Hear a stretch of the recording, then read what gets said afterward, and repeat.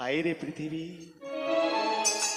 যখন যোসেফকে এভাবে পোশাক দেওয়ার পর তখন তারা হিংসা করেছিল, কিন্তু যোসেফ নম্রতার মধ্যে থেকে তাদেরকে বলেছিল, দাদা আমি কিন্তু তোমাদের ভালোবাসি, কখনো আমি তোমাদেরকে ছেড়ে কোথাও যাব না।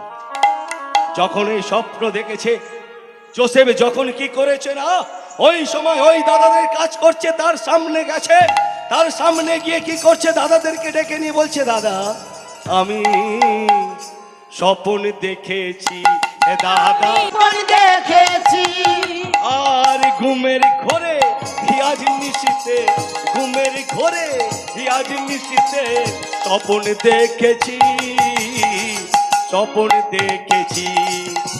আর ঘুমের ঘরে আজ নিশীতে, ঘুমের ঘরে আজ নিশীতে স্বপ্ন দেখেছি, স্বপ্ন দেখেছি, আমি স্বপ্ন দেখেছি, আমি স্বপ্ন দেখেছি, আমি স্বপ্ন দেখেছি। যোসেফ একটা স্বপ্ন দেখে তখন থেকে শুধু লাপাচ্ছিস, দেখতে পাচ্ছি। তা কি স্বপ্ন দেখেছিস, যে স্বপ্ন বলার জন্য তুই সকালবেলা দেরি করিস নি আমাদের কাছে এসেছিস? বল কি স্বপ্ন দেখেছিস? যোসেফ কি করেছে, দাদাদের কাছে দাঁড়িয়েছে, দাঁড়িয়ে বলছে, দাদা এই স্বপ্নটা একটু আলাদা মতো, আমি ঠিক বুঝতে পারিনি স্বপ্নের উত্তরটা কি, তবে আমি জানি তোমরা আমার থেকে অনেক বয়সে বেশি, নিশ্চয়ই তোমরা এর উত্তর জানবে, তাই উত্তরের জন্য আমি দাদা বহু আশা নিয়ে তোমাদের কাছে এসেছি। ছোট্ট বালক দাদাদের কাছে নম্র চিত্তে যখন এ কথা বলছে, দাদারা তাকে ঘিরে দাঁড়িয়েছে, ঘিরে দাঁড়িয়ে বলছে, আর দেরি করিস না, কারণ আমাদের অনেক হাতের কাজ পড়ে আছে, আর এই কাজগুলো যদি না করি আমাদের কোনো অসুবিধা হতে পারে, তাই তুই বল কি স্বপ্ন দেখেছিস? বলছে, দাদা তাহলে আমি বলি? বলে, হ্যাঁ হ্যাঁ দেরি করিস না বল। যোসেফ নম্র চিত্তে দাদাদের কাছে বলছে, দাদা ওরে দ্বাদশ ভাইয়ের শস্য ক্ষেত্রে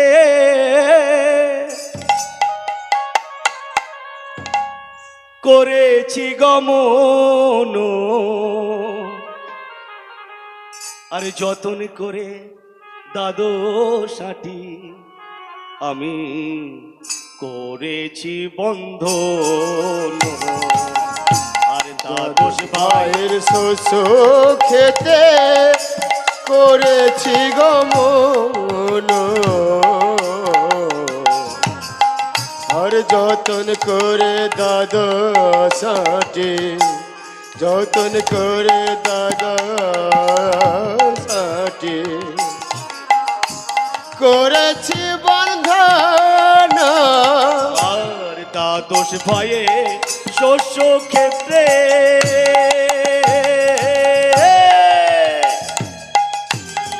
দাদা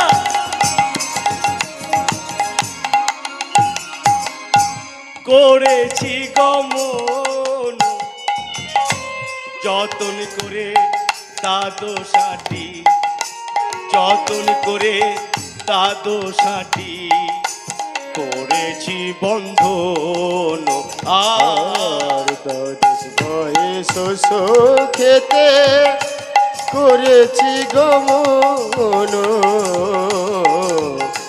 যতন করে দ্বাদশাটি, যতন করে দ্বাদশাটি করেছি বন্ধন, বলি বন্ধন আমি করেছি গো, বন্ধন আমি করেছি গো, আর যত্ন করে বেঁধেছি গো, যতন করে বেঁধেছি গো, আর শোনো শোনো ও গো দাদা, আমরা যত্ন করে বেঁধেছি গো, আর শোনো ও গো দাদা, যতন করে বেঁধেছি গো, বলি শোনো শোনো ও গো দাদা, যত্ন করে বেঁধেছি গো, আর শোনো শোনো গো দাদা, যতন করে বেঁধেছি গো, যতন করে বেঁধেছি গো, যতন করে বেঁধেছি গো। দাদা, আমরা সবাই একটা মাঠেতে গেছি, আর মাঠেতে গিয়ে শুধু কাজ করছি এই নয়, সেখানে একটা একটা আঁটি সবাই যত্ন করে বেঁধেছি। অর্থাৎ ক্ষেত্রতে আমরা দেখেছি এখন অনেক গরমের ধান চাষ হয়েছে, আর দেখছি যত্ন করে বৃষ্টি আসার আগে আমরা সেগুলো সংগ্রহ করার জন্য সবাই কাজে লেগে গেছি। তাই দাদা, সেই সময় আমি শুধু একা নয়, আমরা 12টি ভাই একটা জমিতে গিয়েছি, আর সেখানে একটা একটা করে আঁটি আমরা সবাই বেঁধেছি। যখন অপেক্ষা করছে, জোসেফ এভাবে যখন বলছে দাদাদের দেরি হয়ে যাচ্ছে, বলছে আরে বল, তারপরে কি স্বপ্ন দেখেছিস? শুধু ওই আঁটিটা বাঁধলাম আর এখানেই শেষ? বলছে না দাদা, এবারে তো কথা আছে। আমি এই উত্তরটা পাচ্ছি না যেটা আমি তোমাদেরকে জানতে এসেছি। আর এই উত্তরটা কি জানো দাদা? বলি সহসায় আমার ওই আঁটি দণ্ডায়মান হলো, সহসায় আমার আঁটি দণ্ডায়মান হলো, সহসায় আমার ওই আঁটি দণ্ডায়মান হলো, সহসায় আমার আঁটি দণ্ডায়মান হলো। আর তোমাদের আঁটিগুলি ঘিরিয়া দাঁড়ালো, তোমাদের আঁটিগুলি ঘিরিয়া দাঁড়ালো, তোমাদের আঁটিগুলি ঘিরিয়া দাঁড়ালো, তোমাদের আঁটিগুলি ঘিরিয়া দাঁড়ালো। দাদা শুধু ঘিরে দাঁড়ায়নি, তার আরো কি করেছে জানো দাদা? তারা ভক্তি ভরে করে প্রণাম, ভক্তি ভরে করে প্রণাম, ভরে করে প্রণাম, ভক্তি ভরে করে প্রণাম। আরে আমার ওই আঁটির কাছে ভক্তি ভরে করে প্রণাম, আর আমার আঁটির কাছে ভক্তি ভরে করে প্রণাম, আরে আমার ওই আঁটির কাছে ভক্তি ভরে করে প্রণাম। আমার আঁটির কাছে ভক্তি ভরে করে প্রণাম। দাদা, আমার আঁটিকে ঘিরে দাঁড়িয়েছে, আমার আঁটিটা মাঝখানে, তোমার আঁটিগুলো সবার চারিদিকে ঘিরে আমাকে দাঁড়িয়েছে। শুধু দাঁড়ায়নি দাদা, তারা আমাকে কি করছে? তারা ভক্তি ভরে আমার ওই আঁটির কাছে প্রণাম জানাচ্ছে। যখন এ কথা বলেছে, দাদারা কিন্তু চুপ করে নেই, এ ওর মুখের দিকে তাকাচ্ছে, ওর মুখের দিকে তাকাচ্ছে, আর মাঝে মাঝে জোসেফের দিকে যখন তাকাচ্ছে, তখন কিন্তু তাদের মধ্যে ক্রোধ, তাদের মধ্যে রাগ, তাদের মধ্যে অহংকার জেগে উঠছে। না না না না, এই ছোট্ট বালক যদি এখন থেকে যদি এইভাবে আমাদেরকে অপমান করে, তাহলে তাদের পরে যখন পরবর্তীকালে যখন ওর বয়স হয়ে যাবে, আমাদেরকে আর দাদা বলে মানবে না। জোসেফ বুঝতে পারলেন, দাদাদের মুখের চাউনি, চোখের চাউনি দেখে নম্র হয়ে গেলেন। মনে মনে ভাবছে, হগো ঈশ্বর, এটা আমার তো মনের কথা নয়, কারণ আমি যে রাত্রে যে স্বপ্নটি দেখেছি এটা সত্যই স্বপ্ন। এটা যদি আমার মনের কথা হতো, তাহলে আমি দাদাদেরকে যখন বলেছি আমার অন্যায় হয়তো হতো, কিন্তু তুমি আমাকে যে স্বপ্ন দিয়েছো সেই স্বপ্নেরই কথা আমি বলেছি। ছোট্ট বালকটি দাদাদের সেই রাগ দেখে আস্তে আস্তে করে তার নিজের কুঠিরের দিকে ফিরে আসছে। মনে মনে চিন্তা করছে, না না, আমি আমার দাদাদের দুঃখ দিলাম, আমি আমার দাদার কাছে অবাধ্য হয়ে গেলাম, আমি দাদার কাছে ভুল করেছি। ওগো প্রভু, তুমি বলে দাও আমি কেমন করে আমার দাদাদের কাছে আবার প্রিয় হতে পারবো। ছোট্ট বালক নিজের ঘরেতে ফিরে এসে পিতাকে বলছি, ওগো পিতা, আমি কেমন করে আমার দাদাদেরকে বুঝাবো, তুমি আমাকে ভাষা বলে দাও। আমার দাদারা আমাকে যেন না ভুল না বোঝে, আমার দাদা আমাকে যেন ক্ষমা করে দেয়, তুমি বলে দাও। যখন ফিরে এসেছে, দাদারা মনে মনে করছে, না না, এই ছোট্ট বালককে শাসন যদি এখন থেকে করা যায়, এ তো আমাদের তো দূরের কথা, হয়তো এমন দিন আসবে পিতাকেও পর্যন্ত অপমান করতে পারে। তাই আগে থেকে একে কি করতে হবে না, শাস্তি দিতে হবে। এই পরিকল্পনা, এই চিন্তা কিন্তু ওই দাদাদের প্রথম থেকে ছিল, আর সেই সময় বাস্তবে রূপ দেওয়ার জন্য দাদারা আর একবারে নিজেদেরকে ঝালিয়ে নিয়েছে। ছোট্ট বালক কিন্তু নীরবে নেই, ছোট্ট বালক চুপ করে নেই, ছোট্ট বালক শুধু অপেক্ষা করছে। না না না না, আমি যদি দাদাদের কাছে কোনো ভুল করে থাকি, আমি ছলে বলে কৌশলে বা কোনো কারণে আমি দাদার কাছে যদি না ক্ষমা না চাই, তাহলে হয়তো এটা বড় জায়গায় পৌঁছাতে পারে। নির্জন ঘরেতে বসে ছোট্ট বালক কাঁদছে আর প্রভুকে বলছে, ওগো প্রভু, আমি জানি তুমি ভক্তের ভগবান, তুমি দয়ালু ঈশ্বর, কোন সন্তানের কান্না তুমি সহ্য করতে পারো না। তাই প্রভু, আমি যে তোমার কাছে ক্রন্দন করছি, তুমি আমাকে ক্ষমা করে দাও, আমি যেন দাদাদের কাছে প্রিয় হতে পারি। ছোট্ট বালক যখন এভাবে কাঁদছে, কারণ মাগো, আমার ইচ্ছায় আমি এখানে দাঁড়াতে পারিনি, আপনাদের ইচ্ছায় আপনার এখানে আসতে পারেননি, কারণ পিতার যদি না ইচ্ছা থাকতো, আজকের এই সুন্দর প্রভাত আমরা কখনো দেখতে পারতাম না, আজকের সুন্দর এই মহতী সভায় আমরা এসে বসতে পারতাম না। তদ্রূপ সেই যোসেফকে নিয়ে আমার পিতারও একটা আশা ছিল। যখন এভাবে ছোট্ট বালক একটা একটা করে দিন পার হয়ে যায়, আবারও একটি রাত্রেতে একটি স্বপ্ন দেখেছে ছোট্ট বালক।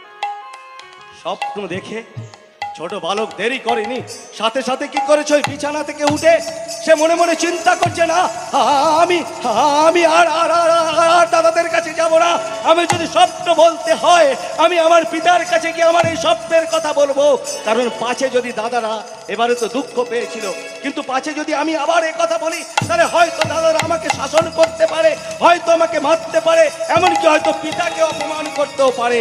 তাই আমি বলুন, আমি এই স্বপ্নের কথা আমি আমার পিতাকেই বলবো। আমার প্রভু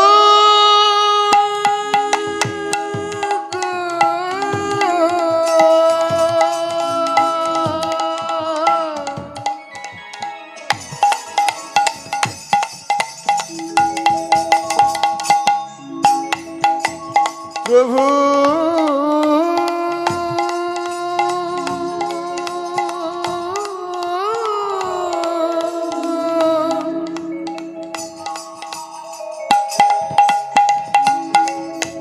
প্রভু আমার প্রভু প্রভু গো গো প্রভু গো। সকাল হয়েছে, যখন সকাল হয়েছে, যোসেফ কি করেছে বাবা, দরজাটা খুলেছে, এদিক ওদিক দেখছে, না দাদারা তো কাজে নেই, দাদারা তো বেশ এখানে যখন নেই দাঁড়িয়ে নেই, তো এই ফাঁকেতে আমি আমার পিতার সাথে স্বপ্নের কথাটা বলে আসি। যখন এভাবে তাকাচ্ছে, দেখছে সব তো কাজে আছে, যে যার টিপি টিপি করে যোসেফ ওই পিতার ঘরের দিকে যাচ্ছে। কিন্তু বাবা, চোরের মন তো একটু অন্যদিকে থাকে। দাদারা কি করেছে, আড়াল থেকে দেখছে যোসেফ যেন পিতার ঘরের দিকে যাচ্ছে। যোসেফ ঘরের মধ্যে প্রবেশ যখন করেছে, ভেতরে গিয়ে দরজাটাকে বন্ধ করেছে। আদো আদো অন্ধকার, এই অন্ধকারের মধ্যে থেকে বৃদ্ধ পিতা আওয়াজ পেয়ে যখন উঠেছে, চিনতে পারছে না, কারণ সকালবেলা তো চিনতে যখন পারছে না, বলে, কে রে আমার ঘরে? বলে, আমি যোসেফ। যখন আস্তে করে এভাবে যোসেফ যখন সাড়া দিয়েছে, পিতা তখন ভালো কানে শুনতে পায়নি কোনো, কারণ সে বৃদ্ধা হয়ে গেছে। যখন বৃদ্ধ হয়ে গেছে, যোসেফের কথা যখন না শুনতে পেয়েছে, পিতা বলছে, কে তুমি? কে তুমি? কে তুমি? কে তুমি? দাঁড়িয়ে কেন অত দূরে? কে তুমি, কে তুমি দাঁড়ায় আছো অত দূরে। কে তুমি, কে তুমি, কে তুমি দাঁড়াই কেন অত দূরে? কে তুমি, কে তুমি দাঁড়িয়ে আছো অত দূরে। কে তুমি, কে তুমি, কে তুমি দাঁড়াইয়ে কেন অত দূরে? কে তুমি, কে তুমি দাঁড়ায় আছো অত দূরে। আমি যে তোমাকে বুঝতে পারিনি, আমি যে তোমাকে তোমাকে বুঝতে পারিনি, আমি যে তোমাকে বুঝতে পারিনি, আমি যে তোমাকে বুঝতে পারিনি। সারা দাও তুমি আমাকে, সারা দাও তুমি আমাকে। তুমি, তুমি, তুমি কে?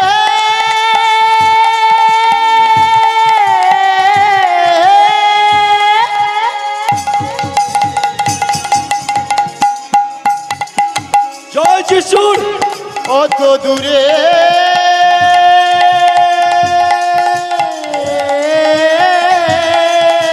দাঁড়ায় আছো,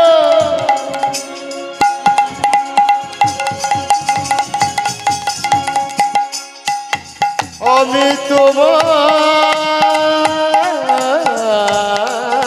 চিনতে পারি না।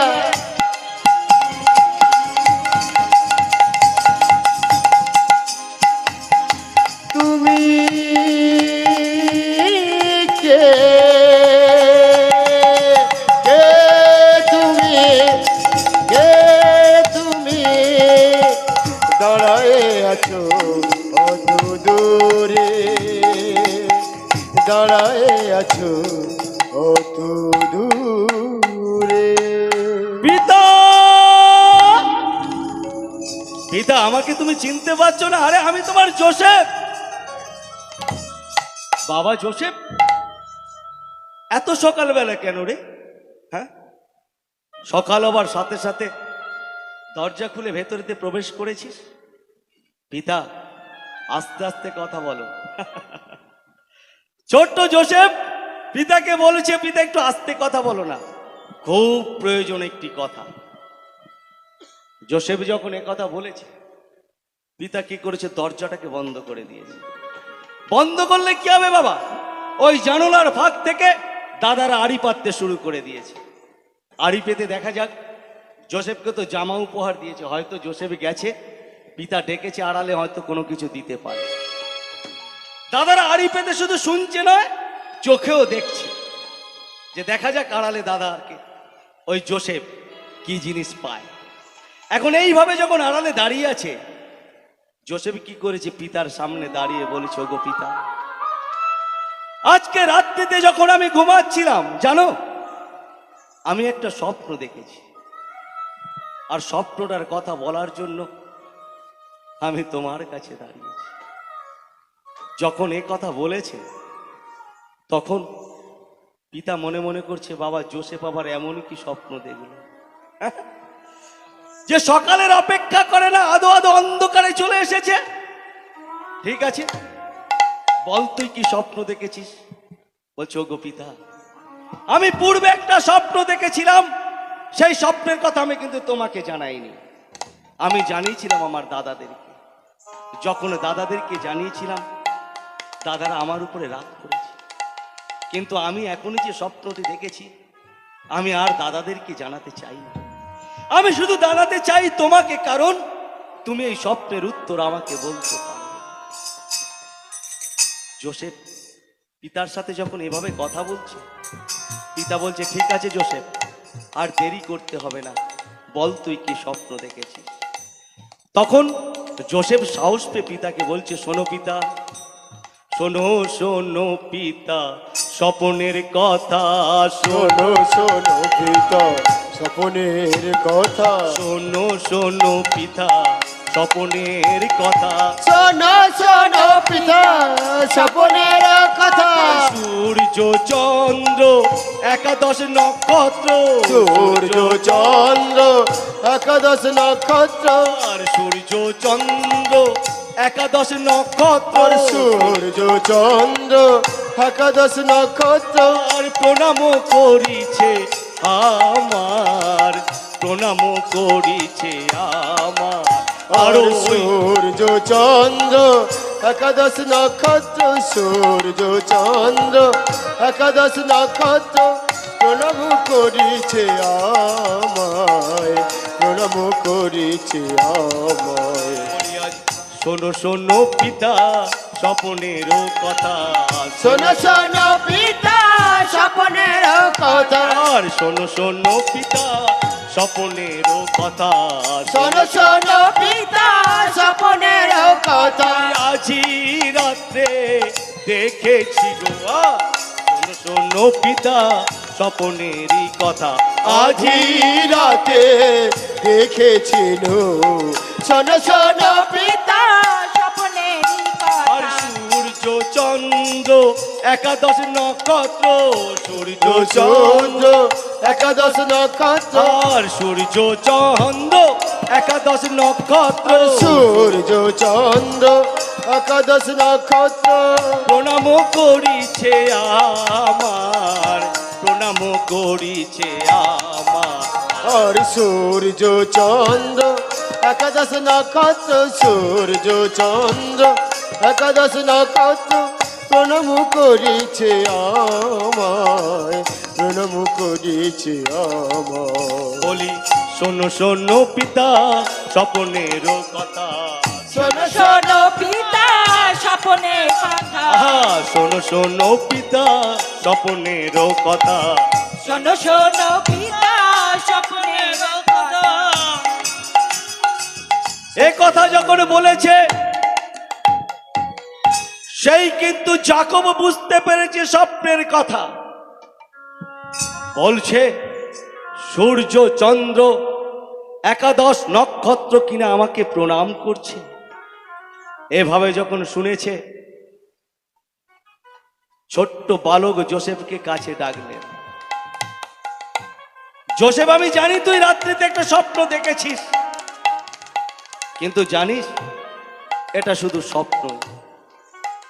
এই স্বপ্ন স্বপ্নই কখনো সত্যি হতে পারে না। তাই আমি বলছি, শোন, স্বপ্ন স্বপ্নই থেকে যাবে, এটা কখনো সত্য হতে পারবে না। কিন্তু যোসেফ বুঝতে পারলেন যে আমি এই স্বপ্নের কথাটা যখন পিতাকে বলেছি, পিতাও কিন্তু সন্তুষ্ট নয়, কারণ সে উপলব্ধি করতে পেরেছে। কিন্তু আমি যে দেখেছি আমার নিজের মনের কথা তো নয়, আমি যেটা দেখেছি সেটাই বলেছি।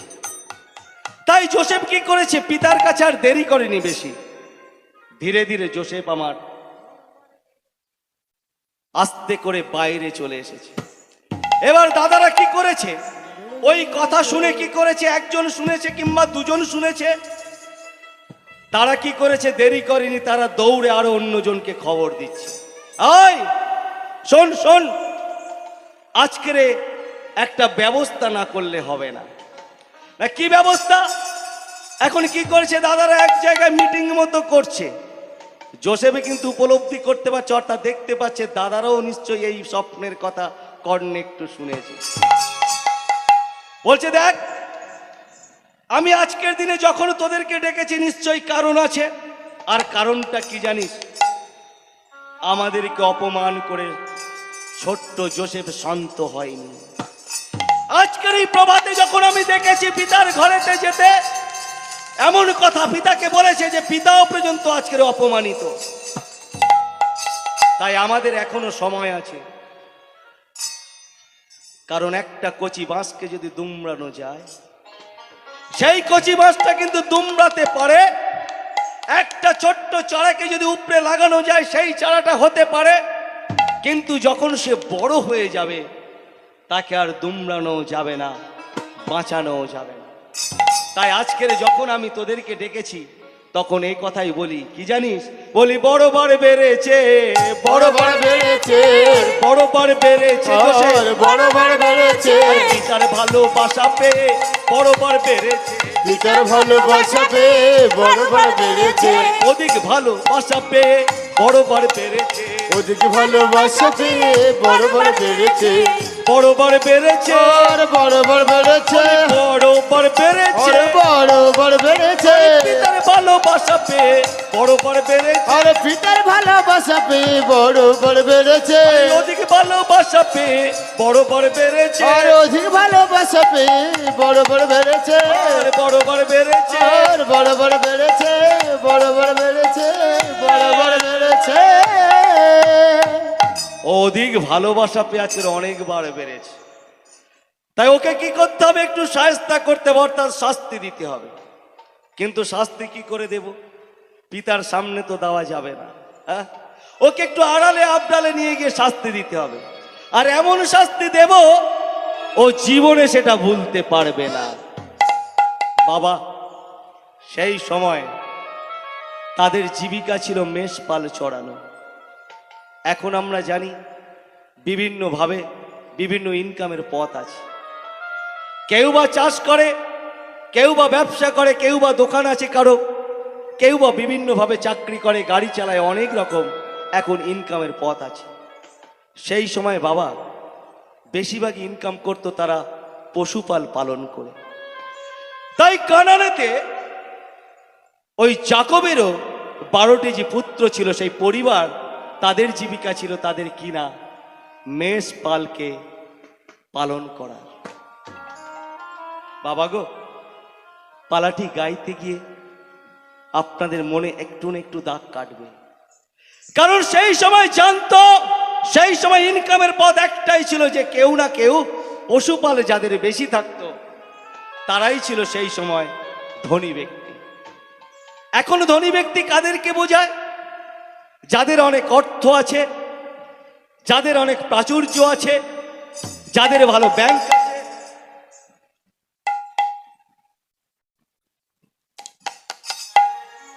যাদের দেখবে বাবা গাড়ি বাড়ি আছে, তাদেরকে আমরা দূর থেকে চিনতে পাই এ অনেক ধনী ব্যক্তি। সেই সময় ধনী কাদেরকে বলা হতো জানো? যাদের অনেক পশুপাল থাকতো। তাই সেই সময় অর্থের দিক দিয়ে কোনো অভাব ছিল না, কার? না ওই কানানেতে ওই জাকবদের, অর্থাৎ সেই পরিবারের। তাই প্রতিনিয়ত প্রতিদিন প্রতিভাবে সেই দাদারা কি করতো না, দূরেতে মেষ পাল চড়াতে যেত। সেই দিন তারা মনে মনে চিন্তা করলো, না আজকের এই যাচ্ছি কিন্তু বাড়ির দিকে আর ফিরবো না। কেন বাড়ির দিকে ফিরবো না? ছোট্ট ভাই বিঞ্জামিন আছে ঘরেতে, উপযুক্ত জোসেফ, যখন আমরা বাড়িতে ফিরবো না সেই ফাঁকে যদি না পিতা আমাদেরকে দেখতে পায়, তাহলে এই সময় আমার কি করবে না, ওই জোসেফকে আমাদের সন্ধান নেওয়ার জন্য পাঠাবে, জোসেফকে পাঠাবে। আর জোসেফকে যখন পাঠাবে তখন তো জোসেফকে আর ছাড়বো না। দাদারা ভেবে নিয়েছে যে এই তো সুযোগ, আর এই সুযোগ যদি হারিয়ে ফেলি, এই সুযোগ যদি ভুলে যাই, তাহলে কিন্তু জোসেফ আর মানুষের মতো মানুষ হতে পারবে না। এই সময় কি করেছে? দাদারা যেভাবে প্রতিদিন প্রতিভাবে যায়, সেইভাবে পিতার কাছ থেকে অনুমতি নিলেন। অনুমতি নিয়ে আর দাদারা চলেছে, মেষ আগিয়ে চলেছে, দাদারা পিছনে। ওদের সেই মেষ পালে চড়ানোর কিছু পদ্ধতি ছিল বাবা। একজন আগে হেঁটে যাবে, তারপরে মেষ যাবে, সে যেদিকে যাবে মেষ দাও সেই দিকে যাবে। আমার বাইবেলও তদ্রূপ বলে, তোমরা মেষের দিকে লক্ষ্য করো, তোমরা পিঁমড়েদের দিকে লক্ষ্য করো। যখন তারা সারি পথে যায় দেখবে একের পর একটা কি করে যখন যায়, তারা সামনের দিকে লক্ষ্য করে, সামনের দিকটা তাকিয়ে যায়, সামনের ব্যক্তি যেদিকে ঘোরে তারা সেদিকে ঘোরে। সুতরাং আমি ঈশ্বর, আমি আমার পুত্রকে পাঠিয়েছি, আমার পুত্রের দিকে লক্ষ্য করো, আমার পুত্রকে অনুসরণ করো। দেখবে একদিন তোমরা সেই গন্তব্যস্থানে পৌঁছাতে পারবে, অর্থাৎ আমি যেখানে তোমাদেরকে বাসস্থান করেছি।